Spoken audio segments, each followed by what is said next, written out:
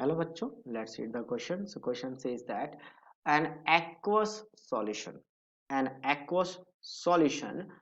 contain 12% by weight MgSO4, okay, and 9.5% weight by weight MgCl2.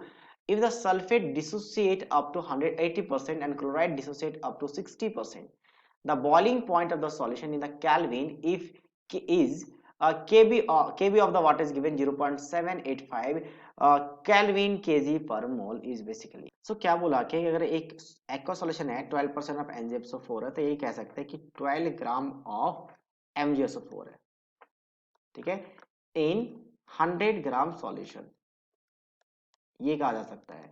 और वही 9.5% का मतलब 9.5 ग्राम ऑफ क्या है MgCl2 है इन सेम 100 ग्राम सॉल्यूशन।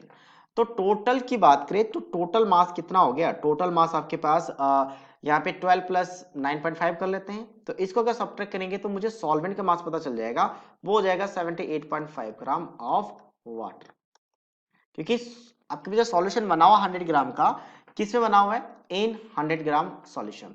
तो सॉल्यूशन इन तीनों को मिला के बना हुआ है, दो सॉल्यूट और एक सॉल्वेंट। तो सभी का नंबर ऑफ मोल्स निकाल लेते हैं, हालांकि वाटर का नंबर ऑफ मोल्स की जरूरत नहीं है, हमें बस इसका नंबर ऑफ मोल्स की जरूरत है।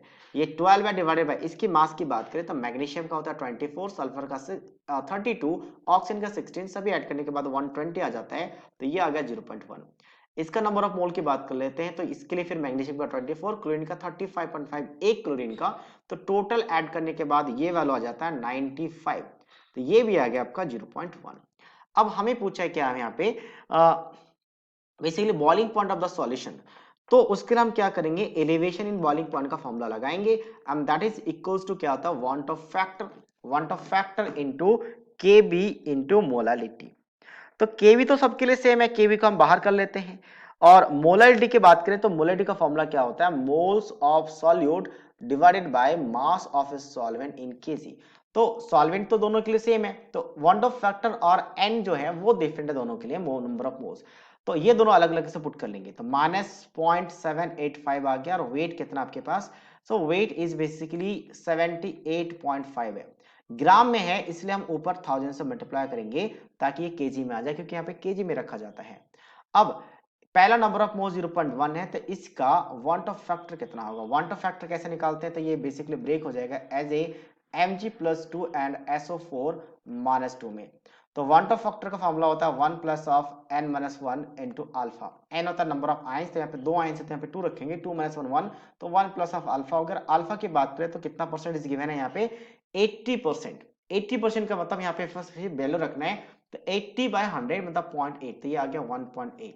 तो पहला तो आ चुका 1.8। सेकंड की बात करते हैं, नंबर ऑफ मोल्स 0.1 है, वांट ऑफ फैक्टर कैसे निकालेंगे, तो उसके लिए MgCl2 ब्रेक हो जाएंगे किस फॉर्म में, MgCl2 ब्रेक होंगे as a Mg+2 and twice of Cl negative. Number of ions 3 है, यहाँ पे 3 रखेंगे तो कितना हो जाएगा want Hoff factor, that is 1 plus of 2 alpha. अब अल्फा का 60% है तो वैल्यू में कितना हो जाएगा, 60/100 मतलब 0.6, तो 1 प्लस ऑफ 1.2 यानी कि 2.2 आ गया, तो यहाँ पे 2.2 से मल्टीप्लाई करेंगे, तो बस यहाँ पे कैलकुलेशन करना और कुछ नहीं। और किस में पूछा गया, केल्विन में पूछा गया है, तो डेल्टा टीबी जो होता है ये आपके पास boiling point of a solution minus of क्या होता है, boiling point of a solvent that is water, जो कि मुझे पता है। अब इन वैल्यू को कैलकुलेट करें तो ये 1000 से मल्टीप्लाई करते ही एक काम करते हैं, एक जीरो यहाँ पे रखते हैं, तो ये 100 से मल्टीप्लाई करते हैं, कैंसल आउट हो जाएगा। 100 से मल्टीप्लाई किया तो 10 बचा हुआ है, तो यहाँ पे 10 बचा हुआ है, यहाँ पे कितना हो जाएगा आपका 0.18, और यहाँ पे कितना हो जाएगा 0.22, ठीक है, इतना बन गया।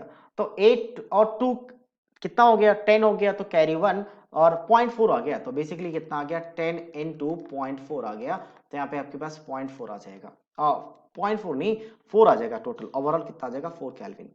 तो ये तो आ गया किसका boiling point of the basically change in boiling point, elevation in the boiling point kelvin में। और ये कितना होता है आपका, सॉल्वेंट तो वाटर है तो 273 हो जाएगा, इसको ऊपर राइट साइड लेके जाऊंगा तो ऐड हो जाएगा, तो सॉल्यूशन कितना हो जाएगा 273 ऐड करने के बाद 277 Kelvin. So this is the final answer of this question. So I hope you understood it well. All the best.